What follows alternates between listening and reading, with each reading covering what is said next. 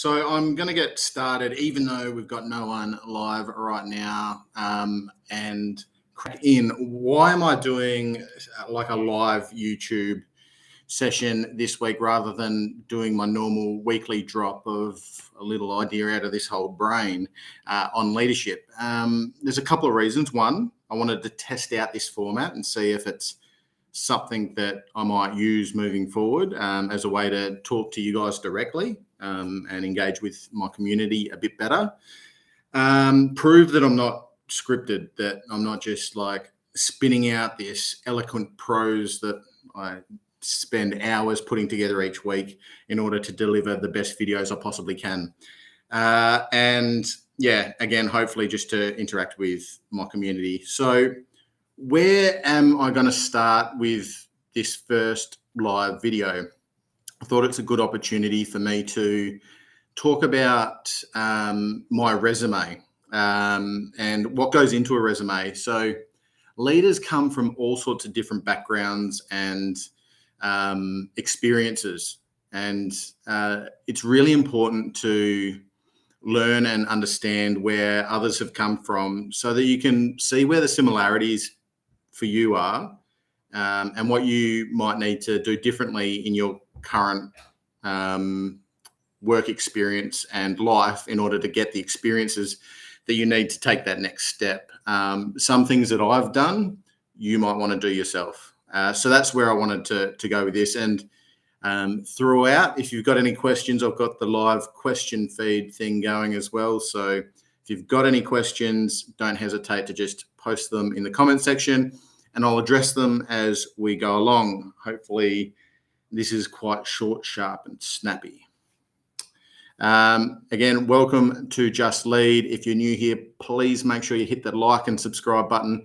It really helps me out. I'm a young and upcoming YouTube channel, so I really need that support to let the algorithm, the YouTube algorithm, know that my content's worth listening to and gets it out to other people that have similar viewing profiles to you. So make sure you help out that way. Right, let's go back all the way to the start. Where did leadership first come into my life? And it goes all the way back to primary school. We were in year 7, which is the final year of primary school for Western Australians like myself. And some mates of mine were going for the prefect position, like the head boy, the school council, however you want to call it. I don't remember what it was called back then. And I distinctly remember not applying, not putting my hand up. It's something that I just wasn't interested in. I never thought of myself as a leader. And I always considered myself more of the 2IC, the guy that sat in the background and helped out and made sure everything was running smoothly to make the leader seem like a real jet, like a real gun.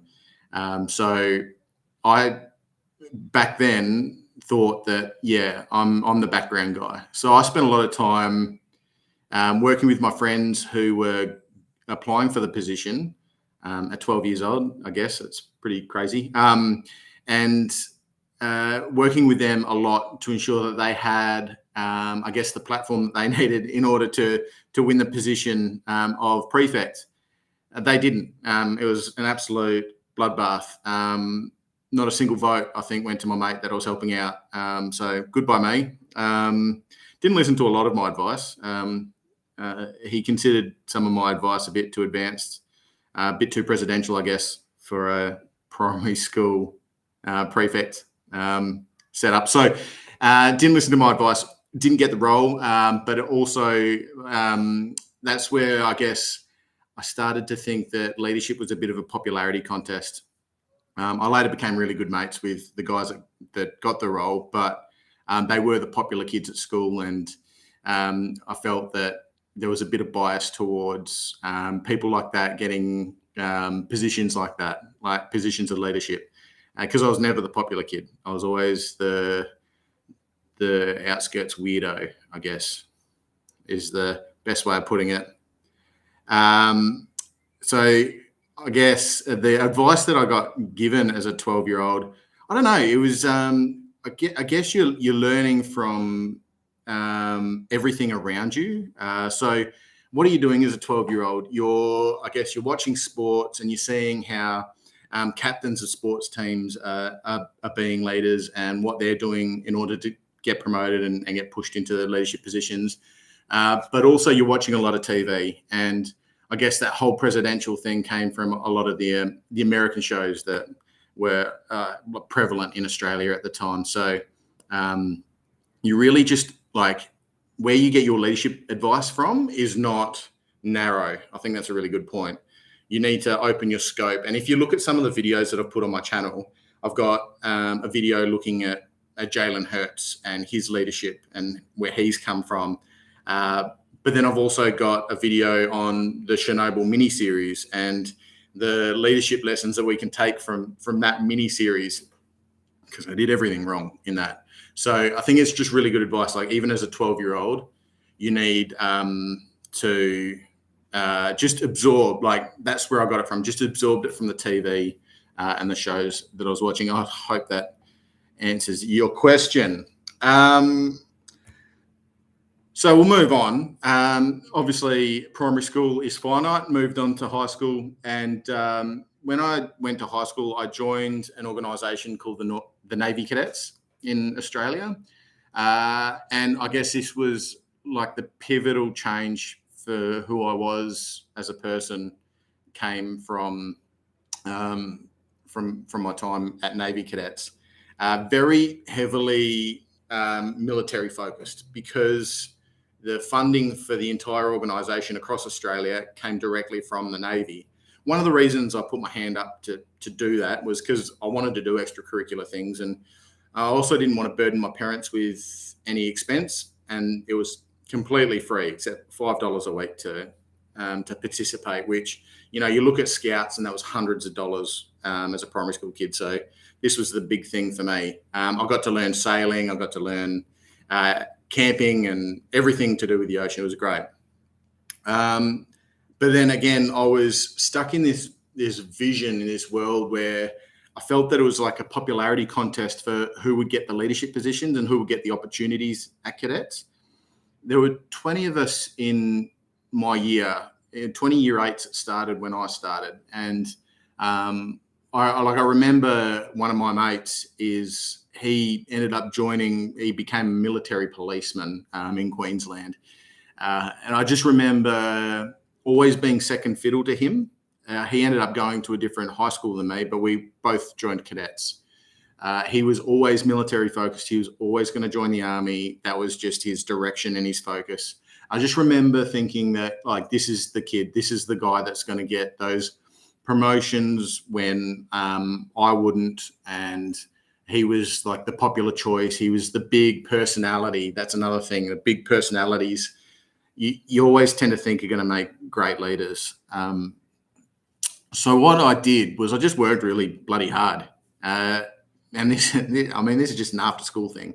But I worked bloody hard, and I knew that what I lacked in, I guess, aura, I needed to make up for in just knowing everything. Like I became the best at tying knots. I became the best, the go-to guy for the safety boat. I was in there every weekend helping out with maintenance on the boats and the outboards, and I was in there every weekend, you know, when we were doing rubbish collection and all that sort of thing. So I guess my commitment to improving was seen by the adults that were running the organisation, and through that I started to get a few opportunities.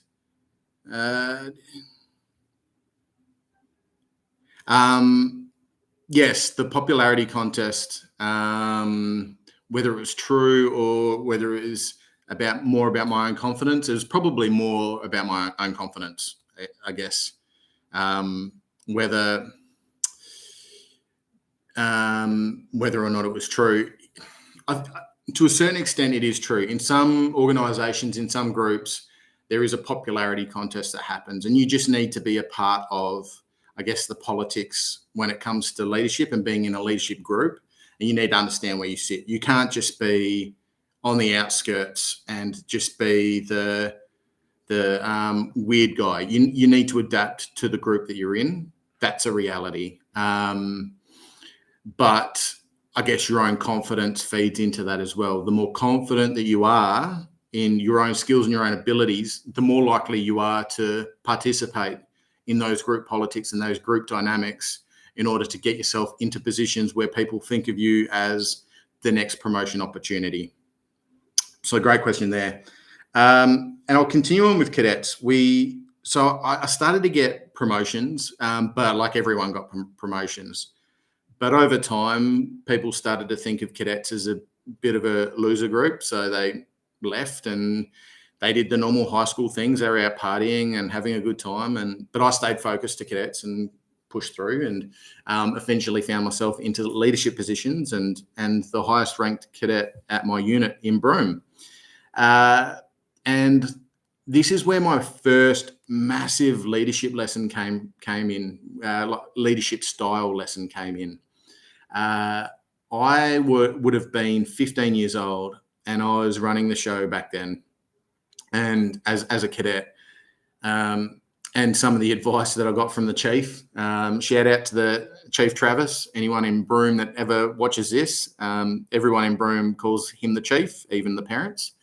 I remember him pulling me aside once and saying to me that, look, it would have been only 5 years before your time, Tyler, but the way that leaders used to do it back then is if anyone was giving them a problem, they'd take them out the back of the sheds, out the back of the boat sheds, and then just give them a clip.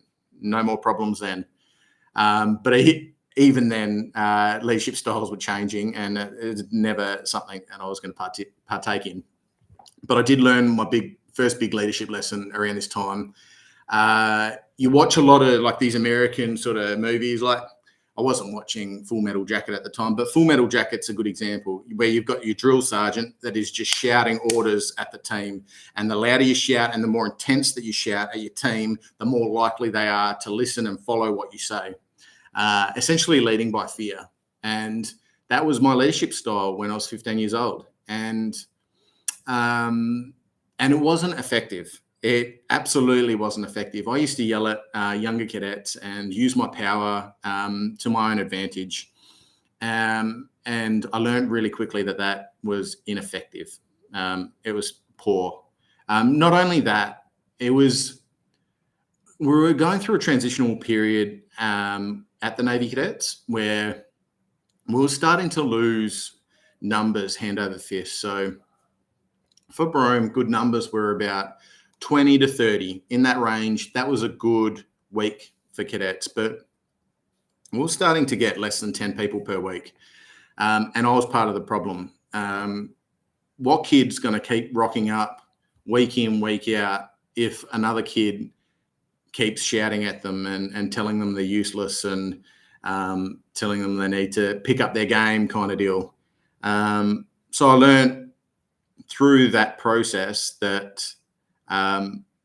it just wasn't effective. It wasn't sustainable to lead like that.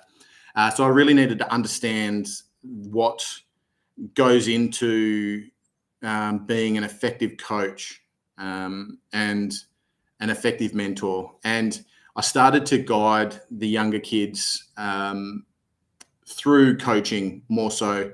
And you see Simon Sinek he draws those circles, the how to do, like this is how you do what you need to do. This is what you need to do, but this is why you need to do it. And I started coming from the outside looking in. So I started focusing on the why. He might do the circles the other way around, but I focused on the why. And I started to use that to inspire cadets to do things like, like we had to clean the unit each week. So cleaning the toilet was the worst job. But I was able to effectively get people to do it because I was able to share the why of the importance of doing it rather than just shouting at them and saying, do it or else. So it was great learning experience and a really like an easy learning experience as well because there were no sheep stations on it. Like kids bounce really easily. So I think it was a good place to learn. But then cadets was great because I was introduced to ideas like the art of war was introduced to me when I was a teenager at cadets. And it was introduced poorly. The CEO at the time used the art of war as a leadership guide for us, in that he said that you need to lead from the front. You need to, if you're going to make your team march across miles and miles of field, make sure you march with them. Don't be carried on horseback or in a cab, because you need to understand what your team is feeling when they get to the end of that. When they get to the destination, your team you need to know what your team is experiencing, so that you don't put them into war at an undue sort of period of time. And that's not in the Art of War. I've read the Art of War a few times now, and that's not in there, but it's a lesson that I stuck to for quite a while. Like, going with your team is going to be an effective way to lead them. But then moving forward, like I continued on with cadets, and I got the opportunity to head over to somewhere near Sydney, Jervis Bay, HMAS Cerberus, to do a midshipman course. I just finished high school, so it was a transition between high school and university. And this was one of the best things. Like, short courses for leadership have diminishing returns. So the more short courses that you do, the less you're going to get from them. And you always need to try and find that little something that you can get out of them. But the more that you do, the less you'll get out of them. This was a 2-week course. And by this stage, I thought I was a weapon. I thought I was the best leader kicking around. In this 2 weeks, I learned that I wasn't, and that there was a lot of growth left to go. But this was great. Australia set up this really great course, and it was set up by a professor of teaching, because they had all this experience with dealing with children and leading children in the classroom, and they were real focused on mentorship as a way to be a leader. And so mentoring came into my life through that process. We spent 2 weeks, and our entire days were just absolutely filled with, I guess, like, there was the marching and the military aspect of what we did. But then there was also the classroom work that we did on leadership and becoming a better leader. And I don't think I've ever done anything close to that in terms of like effectiveness for engagement. Because you think about your times now as like in your work life, when are you ever going to get an opportunity to walk away and do 2 weeks of leadership training or anything like that? It's so rare. And I just had this great little pocket where I was mature enough at the end of year 12 and just before university, and confident as well. Like, I did well at I did well at high school, so I was super confident. And I rolled into this course thinking, yeah, this is the way to do it. And it produced some really great people as well. Like, one of my mates from that course, also a WA Navy cadet, was his name's Chris Smoyer, and he's just released a book called All in Culture that's doing incredibly well. I'll put a link for that down in the description below, and make sure you check that out. But it's just an example that it was really effective, and it was really a great foundation for a lot of us to move forward into our leadership futures. And those classes, they were so good because they were engaging and they were in depth. So the great leadership courses, I guess, that I've been on are the ones that have those silly activities and those team building exercises where you need to work together to try and solve some problem, whether it's getting person A to person from spot A to spot B, or you need to get, I don't know, some bucket of materials out of a pool of lava, for example, because you get dragged into the depths of those activities, and then when you come out, you're able to reflect on those experiences. Now, for 2 reasons. One, you learn what you're meant to learn. You learn what is meant to be learnt from that experience when you sit back and reflect. But 2, it teaches you the behaviour of debriefing and reflecting on what you did. And now thinking back on it, like, debriefing was a massive part of this 2-week course. We debriefed every single day, every single class. We looked back on what was good and what was bad and what we would improve. And I guess that became part of my subconscious. And it's one of the things that makes you a great leader is an ability to step back from a situation, think about how it went, and then make changes. If it went well, great, but there's still something that needs to be changed. But if it went badly, then there's going to be heaps that needs to be changed, and you need to start putting in plans. If you're not thinking about that with every decision and every action that you make as a leader, you're already on the back foot. You always need to be considering growth and development in everything that you do. So that was my cadet experience. So really, by the time I got to university, I felt that I was a really rounded leader, and I thought that I was ready for any challenges. About 3 years into my university career, I was staying at a university college, Curry Hall in Perth, and I applied for a residential advisor position. My grades weren't the best. I'm the first to admit that.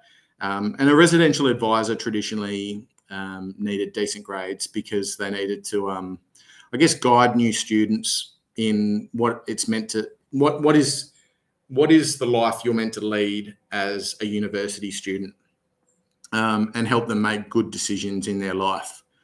In my second year at university, I realized, I thought back on my first year and I realized, a gap here is that I'm not being social enough. I've stuck to the same 4 friends.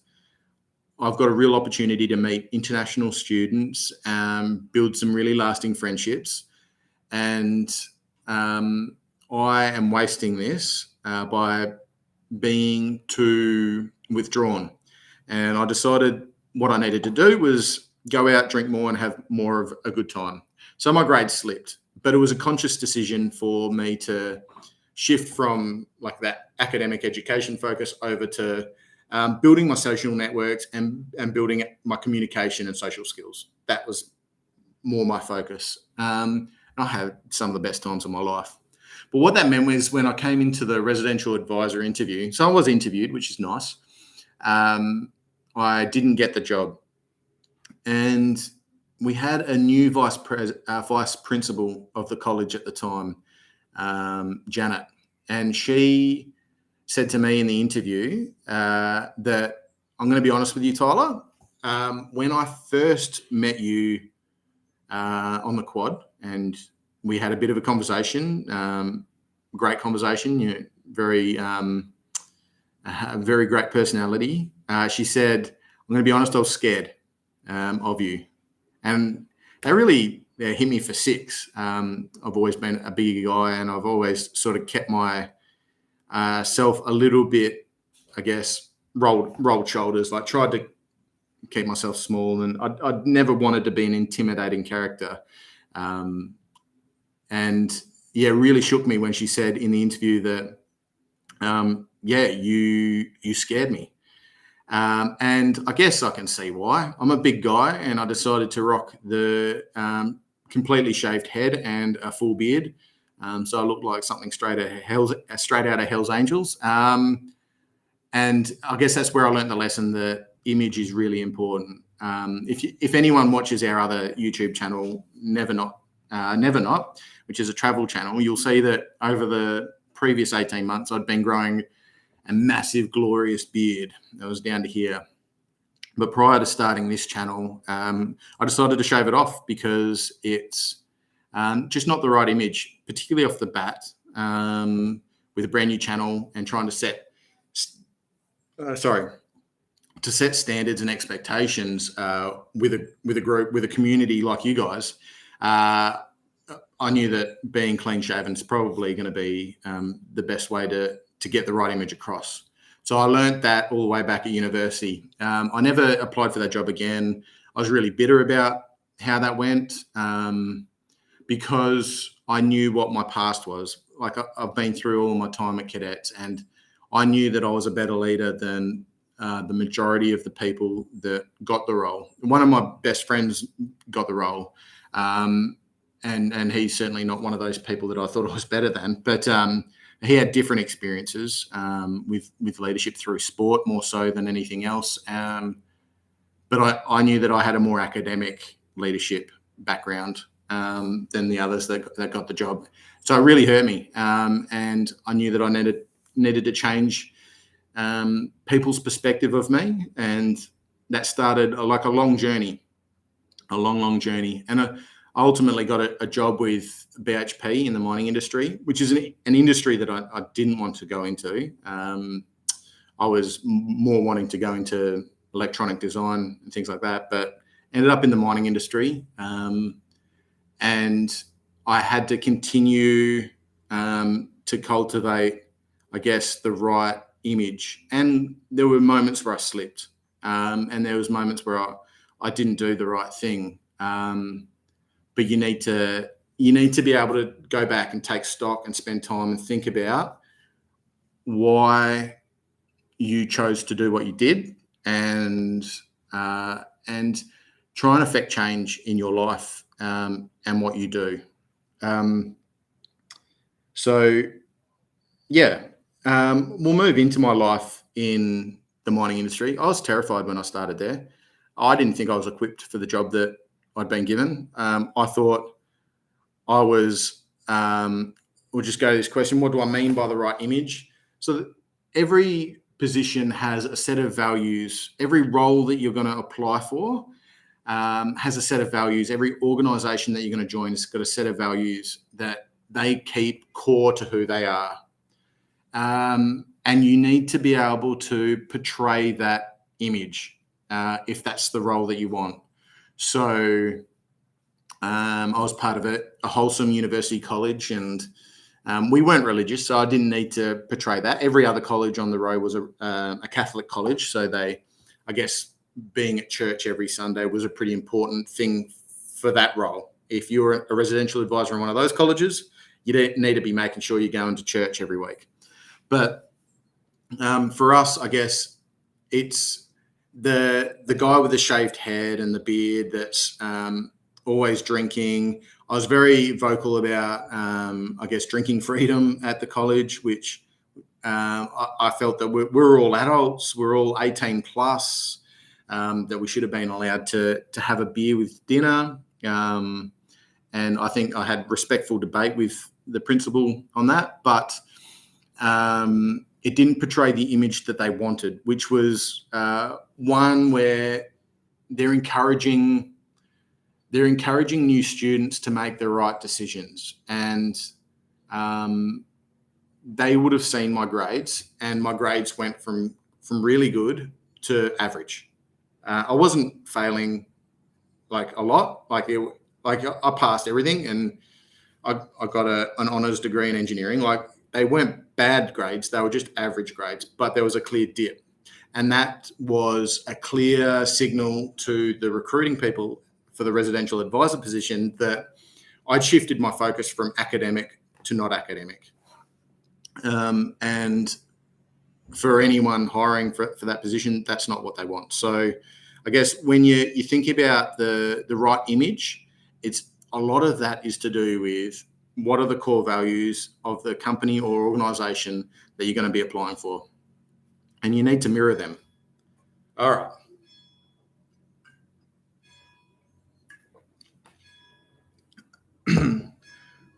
Okay, getting into the mining industry, like I said, I was terrified. I spent many a night in my first month or so just crying myself to sleep because I didn't think I was equipped for this job. I thought I was going to get found out, and I thought it's going to be very embarrassing. You get sacked by BHP. They're the biggest mining company in the world. Like that's a blemish on your resume if ever there was one. But that's just lack of confidence again. In my first performance review with my senior engineer, he told me that I'm already performing at engineer level, even though I'm a graduate engineer. Like he said that he'd employ me as an engineer, which really shocked me. But it's just confidence again. And the fake it till you make it saying is kind of worth listening to. Put on a brave face and just like do your best, because it's probably better than you think it's going to be. But like I moved through my mining life, ebbs and flows. I had the Olympic Dam Football Club, or eventually the Sporting Club, up in town. There was my safe haven away from work, because it was a mining town and I lived there. So every day you'd get home, you'd go out with friends, and you'd just be talking work. You just could not escape work. So having the sporting club and the football club helped escape work, and it really helped develop me as well. Because, well, first off, Hoffy, the president at the time, pulled me in as the social member for the club, and that's the best thing he ever did for me. Because it showed me two things. One, he had confidence in me, but two, it showed me how to build a team. I went on to become president of that club for 4 years. And in that time, except for my first year, because I wasn't sure that I was going to get the presidency, I'd missed out the year before, even though I put my hand up. And then the following year, I had to go up against someone else again. So I was not super confident that I was going to get the job. Confident, but not confident enough to do this. But every year what I did was I ensured that I had the people that I wanted on my committee. So every committee that I was in charge of, like, building, only 5% of that committee would have been random people at the AGM that sort of put their hand up and said, oh yeah, I think I want to help out. So I went and hunted for the right people for the right positions to ensure that I had an effective team. And this is voluntary stuff. There's a lot of people out there in the world that don't think that they're the right people to put their hand up to be a volunteer.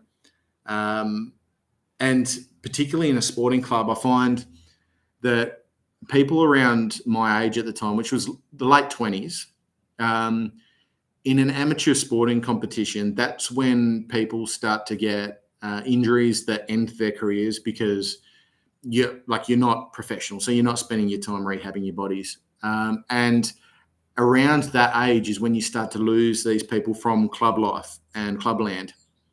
But they're the ones that have got the experience of what makes clubland good and what brings people together. So transitioning them from being primarily sport to being primarily administrative and helping out building the club was a real focus for me. And I got a lot of my mates that were that had potential and real energy for development and growth. I got them to join the committee and really propel us forward as a group in terms of our team and organisational culture. And this was voluntary, but I learned so much out of that I was able to take to work.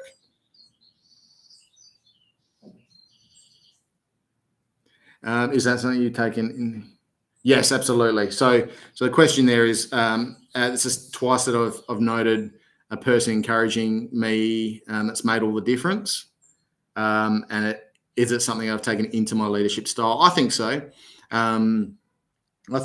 With my teams in the past, I guess it looks like I've got favourites, but I see people that have got real growth potential, and I really spend time into ensuring that their development plans are good, and that they pursue development as a key thing for them. So a really good example is one of my old supervisors one of my supervisors that reported to me when I was superintendent was really new. I didn't want to employ this kid. He was 24 when I employed him as a supervisor. I pulled him aside before the interviews. And I said, look, mate, Mitch, I'm going to give you an interview, but I'm not going to give you the job. I just don't want you to go into that interview thinking that you're a chance. I was honest with him. I said, you're not going to get the job because you're young. And I told him that where I see him is potentially filling my role 5-10 years down the track, which at the superintendent level. And I felt that the best way for him to do that was to get experience across the board. So he was really pigeonholed into one sort of electrical stream. I wanted to get him experience in the others, so that when it came time for him to eventually step into a superintendent role down the track, that he had a really good base and rounded out experience in order to do that effectively. The little bugger came into the interview and he absolutely smashed it out of the park. It's one of the best interviews that it's one of the best interviews I've ever conducted in my life. It was so far better than the rest that I had no choice. And I did it with my back-to-back and mate and Craig, and we both sort of sat back and said, look, we've got no choice. We've got to give him the job. So we gave him the job, and but through his experience and the way he led his team, I felt that he had growth opportunity elsewhere. So I really encouraged him to pursue a role outside of our department, even though he was an absolute gun and one of the better people at his job. I was willing to lose him as an asset for my team in order for the betterment of the mine as a whole. And I started working with the superintendent. This is just before I left, so it didn't really transition into anything effective, but I started working with the manager of another area to try and get him experience in that field, which is as mine captain, which is an incredibly important role for a mine. And it's usually one that's reserved for your production style people and people that work on the mining face, not your electricians. But he had such experience and knowledge of the mine that I felt that he would have been a really good asset to that team. And it really would have propelled him in his career. So I spent a lot of time trying to make that happen. So I guess that's a good example of how I use encouragement for my team. Anyway, I got done with talking regarding the sporting club. And I guess off the back of that, I built confidence around the mine site. I was in conversations with high up people because we leased our clubroom property from BHP. It was on BHP land. So I was having conversations with some pretty high up people at the company, which I guess put me on the map a little bit. I was working the refinery, and my manager at the time really helped me out. My superintendent didn't know how to manage me, was putting me on jobs that weren't effectively using my skill sets. And they were using part of my skill sets. I'm really good at data analysis and crunching numbers, but heck, I was bored. I was so bored that I just drawled through life in the refinery. And but my manager was really good, and he, I guess, saw me as what I could be. And my final year at the refinery, he put me into positions where I could really shine and grow as a leader and build confidence, I guess, in who I was and what I did. And he was the one that sort of put my name forward with another manager in another part of the mine, at the mine end. And he's the reason that I moved into a senior electrical engineering role, which was, again, another step. I was under a superintendent again there, which didn't know how to use my skill sets, and would put me in some really boring jobs where you're just trawling through data like minute after minute. Like I told him once, and this is where I learned to be frank. This is the first time where I learned how to be a good employee in terms of honesty. And honesty is the foundation to everything that I am, to what I do. And this is how I used honesty effectively as an employee. It was to go to him and say, "Hey, mate, I sat down for my performance review," and he's like, "You know what, Tyler, you're doing a great job. Really impressed with everything you're doing." And I took this opportunity to say, "Mate, like, I have been depressed over the last 3 months. This has been some of the worst work of my life. I'm capable of so much more. I'm just so bored with what I'm doing. I've been looking for jobs flat out, trying to get out of here. And I don't really rate this person. Apologies, because some people might know who I'm talking about, but I never really rated him as a boss or a leader. So he never really acted on that.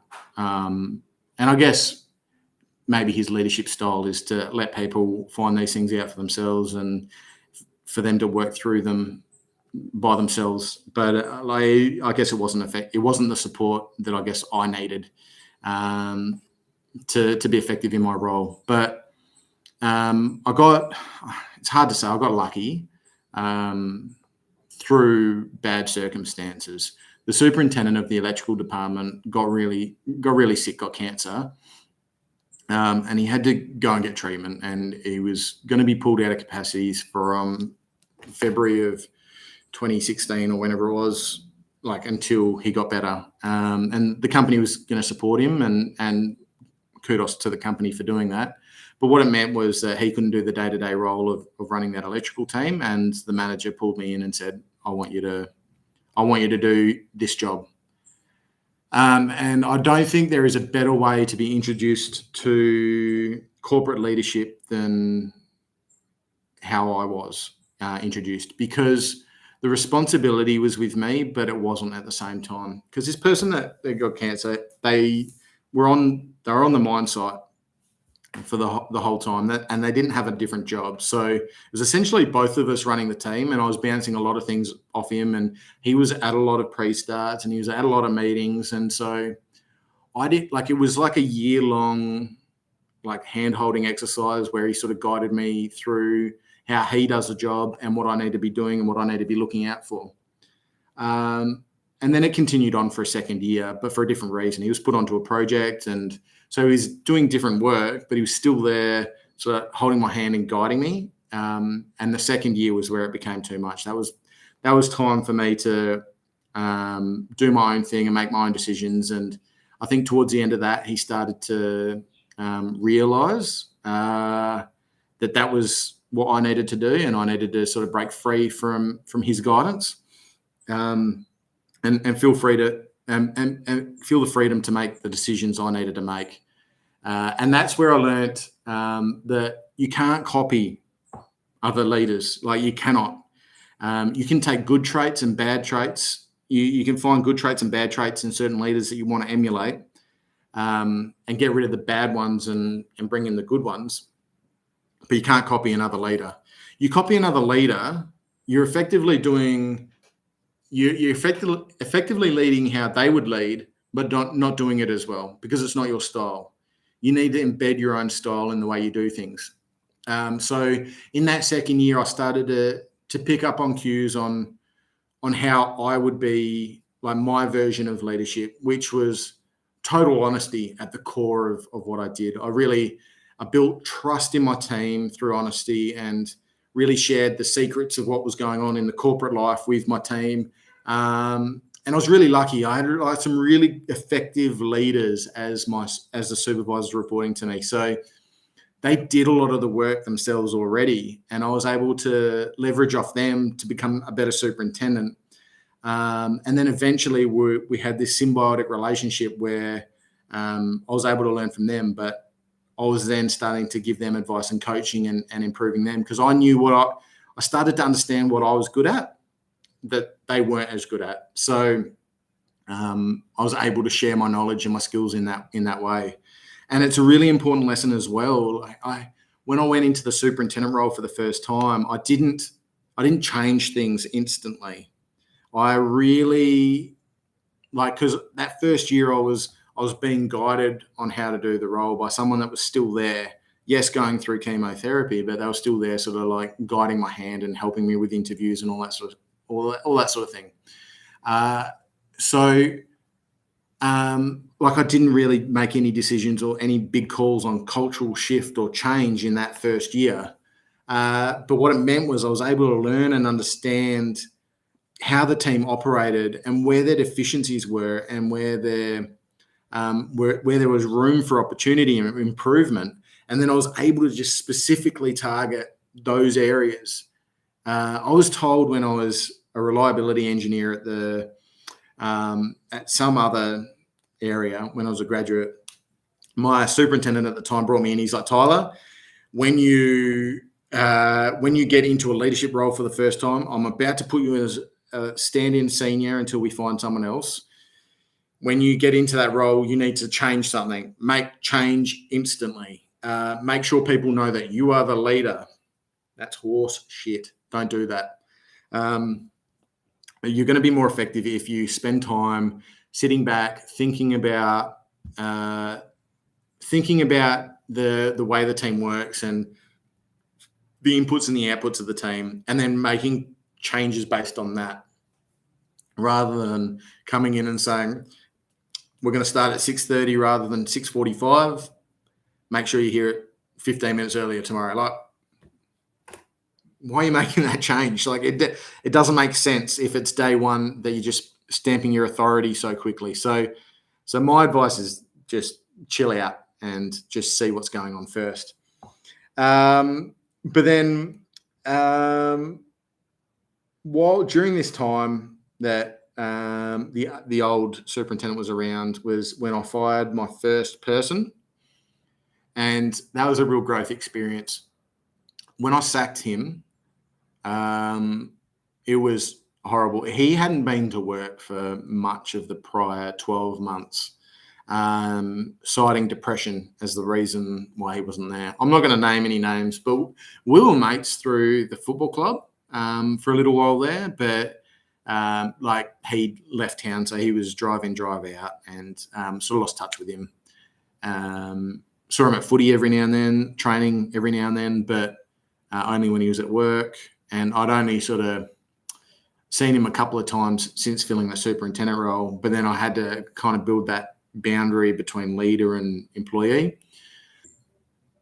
He was citing depression for that 12 months prior. So we went into this exercise and went through the show cause and signed off by everyone to pursue termination, and you get to listen to the reasons why he needed to keep his job and why he should keep his job. And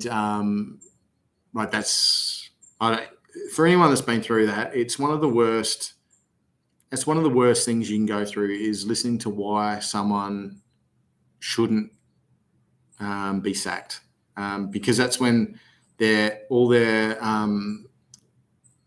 family history and all the things that are going wrong in their personal life, that's when that comes out. And you need to be really resilient and lean on the facts and work out whether they're mitigating circumstances or not. And we pursued termination, and I was told that I needed to stay with him because he was deemed a suicide risk because of him reporting so much depression in the prior 12 months.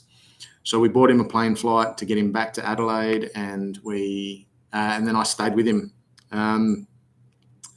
for hours, and we just talked about our life gone by and him coming over to my place in town and having beers and having a good old time and playing footy together, and he was an absolute menace on the field. So, I mean,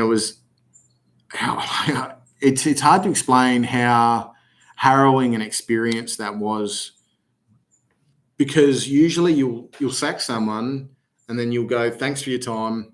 They'll go through the gate, you take their site pass, and they're gone. But this time I had to sit with him for hours, and we got deep and we were talking about things, and it was tough. But through that process, I knew that I was capable. And what I also learned through that process is that the hiring process is so important. Getting the hiring process right means that you're not stuck in situations where you have to let people go over and over again. So I got really good at the hiring process and the interview process. I really rely heavily on the interview as my guidance to what I should be doing, who I should be employing. Like I really lean in on that interview process, because you understand the behavior of a person through some of the questions you're asking. How are people going to react in certain situations? And people find it really hard to hide their true selves in an interview. And I'm not saying you need to be a confident individual, confident human when you go into an interview. I'm not looking for confidence. I'm looking for people that are considered in their answers and learn from their mistakes, and treat growth as a priority in their life. And since that moment where I sacked my first employee, I went on to hire a lot of, I think I hired really well. In terms of personality, I hired really well. And really, like, haven't had to sack very many people that I've hired moving forward. So that's been a real benefit. But knowing that you're capable in both areas is super important if you're going to become a leader in a corporate world. And you need to be honest with people as well, and just show like a direct drive to a direct drive to improving a team. Like they're both improvement opportunities. By getting rid of a bad egg, you improve the culture of an entire team, and you impress people by doing something like that. So when we got rid of that first guy, while he was a mate of mine, the team that he came from were super impressed with the way I operated, and I got a lot of respect from them because I was the reason that he was now no longer in their team. But then also, when you hire the right people, you get a lot of respect as a leader as well for bringing in the right people to drive the culture in the right direction. So there's just so much to be had there, and you need to be good at it. It's as simple as that. Personnel management, people management has got to be your bread and butter in corporate leadership. It has to be.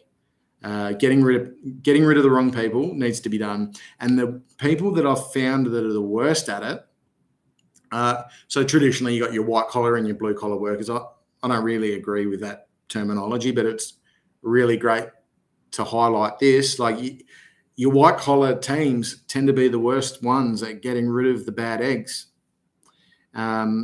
I can't count the number of bad engineers I've had to deal with in my time at BHP, but they're everywhere, absolutely everywhere. I would love the opportunity to run that team and help that out. So if any of the managers are watching, I am looking for work. So if you want to give me a job to sort out any of your engineering teams, just send us a bell. And lent on that. And I guess the last thing that I learned as well was to not be the decision maker for every single decision in my team. As a superintendent, you can get really overwhelmed. I had 120 people reporting to me at one point. And if you're making every decision in everything that comes up at every moment of the day, you're going to become incredibly overwhelmed as a superintendent. So I really learned how to step back and make sure the decisions are being made at the right level. And one of those things was shifting recruitment away from me and using all the skills that I'd learned and all the things I'd picked up on the mistakes and the good things that happened with recruitment. And I shifted that down to my supervisors, so that they were then building their own teams. And I would always have a back and forth with my supervisors and talk about their candidates that they had and what the pluses and the negatives were. And if any of them were perhaps like apprentice electricians with us that hadn't performed super well, I'd always pursue a little bit harder and ask if they really, really want to hire this person. And by doing this, I was coaching my team to improve, my supervisors to improve, and building real trust and real autonomy within my team. And by doing these things and focusing more on the coaching side of my role as a superintendent and as a leader of the team, I was taking the pressure off of myself of making the decisions and knowing everything in detail, and really upskilling the leaders around me to the point where I eventually left that team and I've been traveling since. and they it was just so smooth. My transition out was so smooth because there were so many leaders in that team.